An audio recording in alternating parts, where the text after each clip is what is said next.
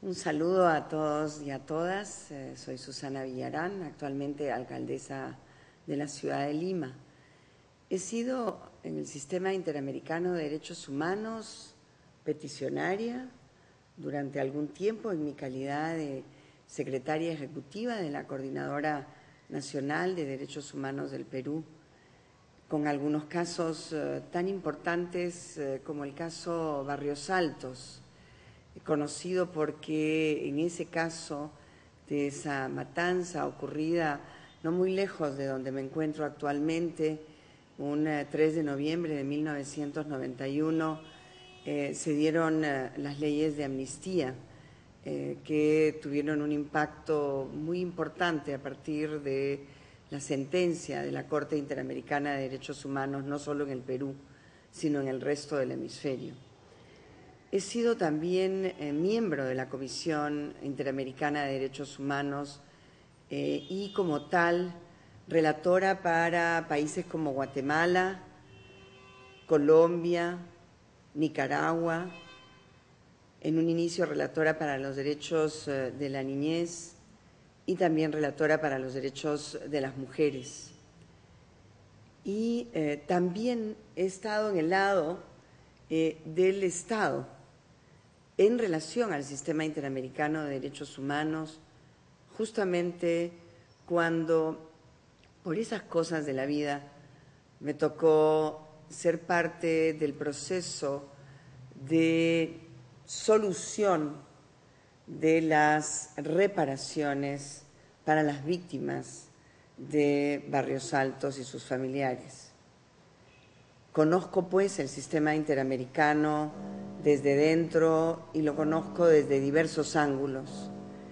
Y en este panel lo que yo quisiera plantear es la necesidad fundamental de fortalecer el Sistema Interamericano de Derechos Humanos compuesto por la Comisión y por la Corte, pero fortalecerlo en serio, porque todos hablamos de fortalecer el Sistema Interamericano, pero en algunos creo reconocer en la palabra fortalecer ambigüedades.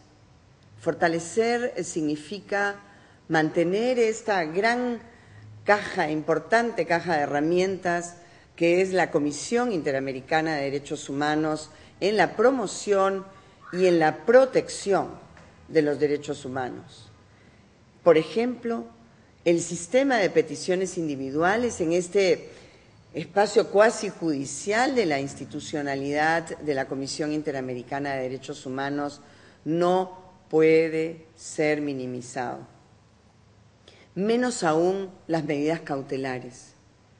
Me ha tocado en este tiempo discutir con algunas personas que me decían que las medidas cautelares son un exceso, que se han desbordado por completo y que habría que eliminarlas, o en todo caso, me dijo una persona muy prominente y con bastante influencia en la Organización de Estados Americanos, reducirlas a aquellas situaciones en las que está en riesgo inminente de un daño irreparable la vida o la integridad física.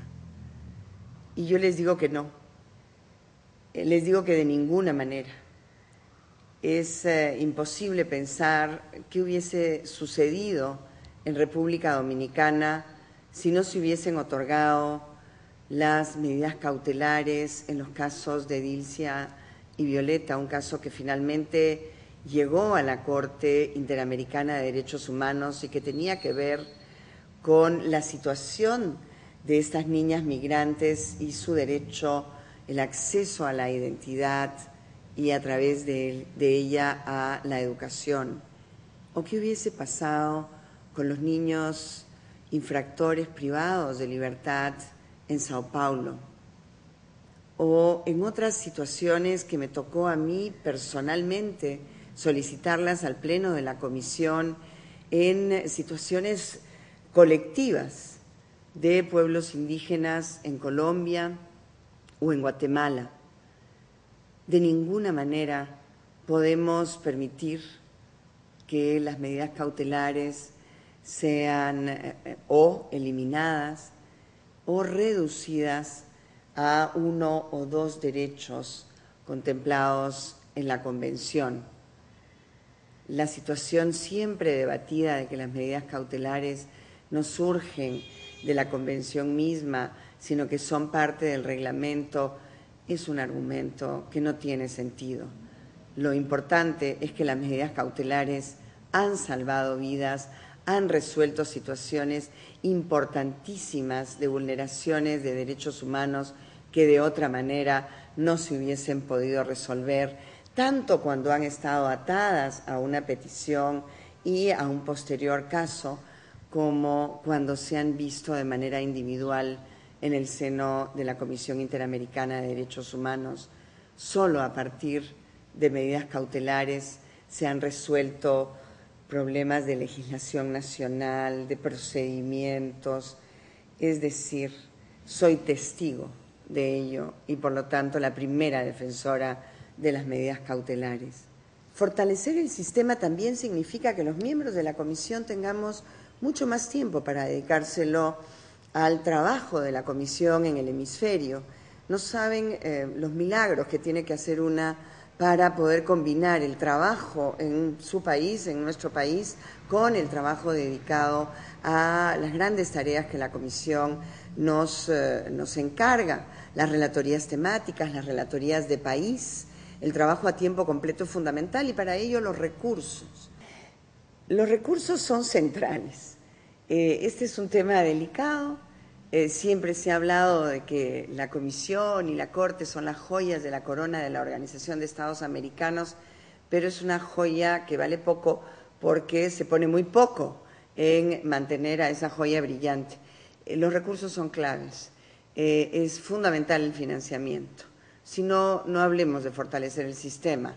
Estamos haciendo retórica vacía. Los informes temáticos de la Comisión Interamericana de Derechos Humanos, producto justamente del gran trabajo de las relatorías, han resultado y siguen siendo fundamentales para no solamente hacer diagnósticos certeros a nivel del hemisferio, a nivel de los países, de lo que ocurre en ámbitos muy específicos. Me tocó a mí iniciar uno que continuó luego Víctor Abramovich sobre el acceso a la justicia de las mujeres en el hemisferio, que es uno de los informes más útiles a todos los estados para poder eliminar o tratar de eliminar mediante políticas públicas las barreras que nos impiden a nosotras las mujeres el acceso a la justicia cuando somos víctimas de discriminación y violencia, pero también informes sobre la situación de las personas privadas de libertad, informes sobre las situaciones de libertad de expresión